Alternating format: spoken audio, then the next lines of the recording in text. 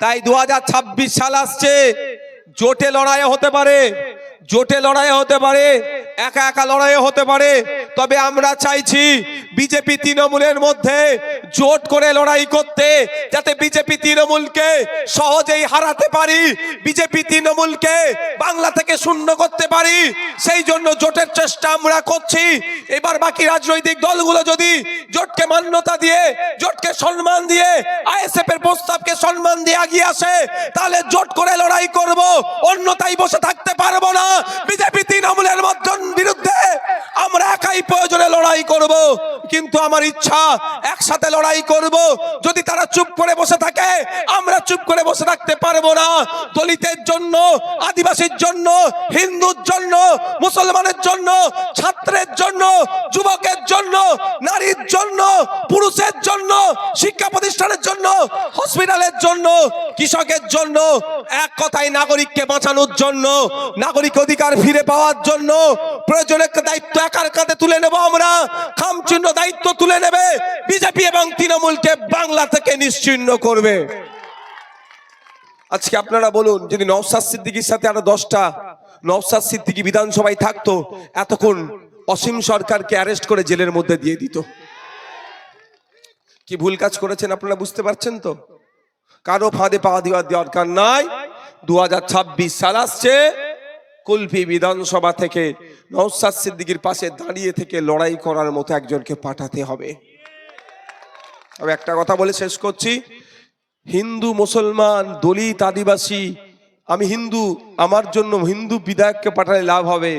আমি মুসলমান, আমার জন্য মুসলমান বিধায়ককে পাঠালে লাভ হবে। আমি আদিবাসী, আমার জন্য আদিবাসী বিধায়ককে পাঠালে লাভ হবে। আমি দলিত, আমার জন্য দলিত বিধায়ককে পাঠালে লাভ হবে। এটা একদম বিশ্বাস করবেন না। পশ্চিমবাংলার সব থেকে বড় ওয়াকফ চোরের নামটা কি? তাহলে ও তো মুসলমান। লাভ মুসলমানদের কিছু হচ্ছে? অসীম সরকার নিয়ে একটাও কথা বলেছে? তাহলে ওই রকম মুসলমানকে পাঠিয়ে লাভ হবে কি? সিদ্দিকুল্লাহ চৌধুরী, উনিও তো মুসলমান। একটা অসীম সরকারকে নিয়ে কথা বলেছে? কিচ্ছু লাভ হবে না।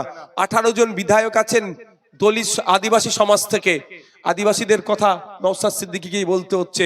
ফেক এসটি সার্টিফিকেট বাতিলের জন্য নওশাদ সিদ্দিকীদেরকেই বলতে হচ্ছে, আইএসএফকে বলতে হচ্ছে। লাভটা কি?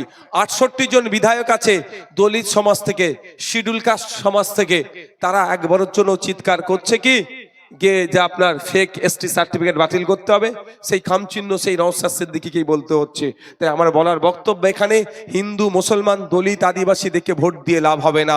জনগণের জনপ্রতিনিধি তৈরি করতে হবে, যে পার্লামেন্টে, যে আইনসভার মধ্যে গিয়ে মানুষের কথা বলবে, শিক্ষার কথা বলবে, স্বাস্থ্যের কথা বলবে, কর্মসংস্থানের কথা বলবে, কৃষকের আয় বাড়ার কথা বলবে, মহিলাদেরকে ক্ষমতায়নের কথা বলবে, পুরুষদের অধিকারের কথা বলবে, ছাত্রের কথা বলবে, যুবকের কথা বলবে, সম্প্রীতির কথা বলবে, ঐক্যের কথা বলবে, বাংলাকে প্রকৃত অর্থে এগিয়ে নিয়ে যাওয়ার কথা বলবে।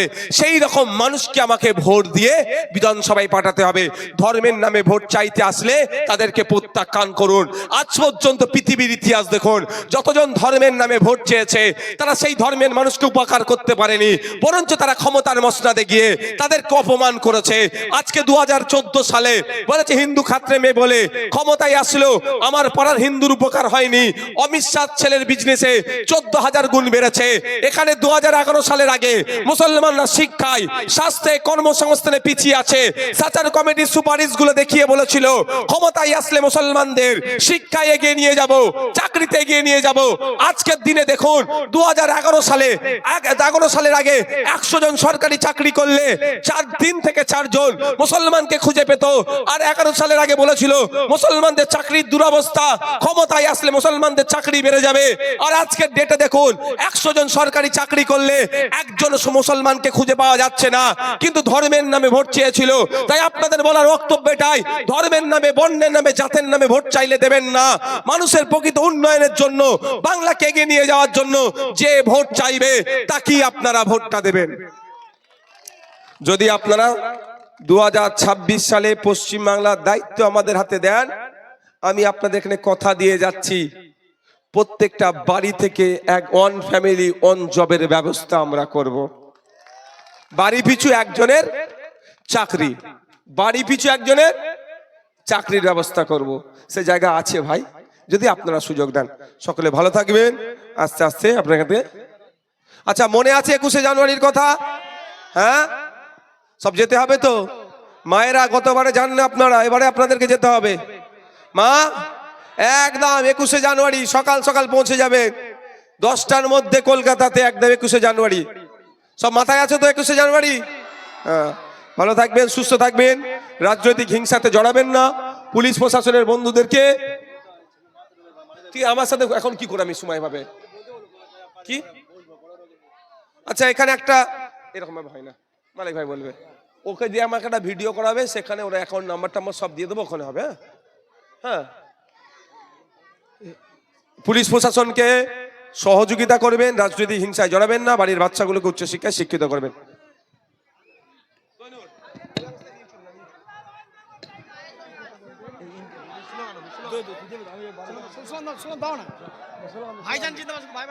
इनकिलाब इनकिलाब इनकिलाब जिंदाबाद, इनकिलाब इनकिलाब इनकिलाब जिंदाबाद। ভাই, দর্শকদের উদ্দেশ্যে বলছি, জনগণের উদ্দেশ্যে বলছি, আপনারা একটু রাস্তা ক্লিয়ার করবেন, ভাইজানকে যাওয়ার সুযোগ করে দেবেন।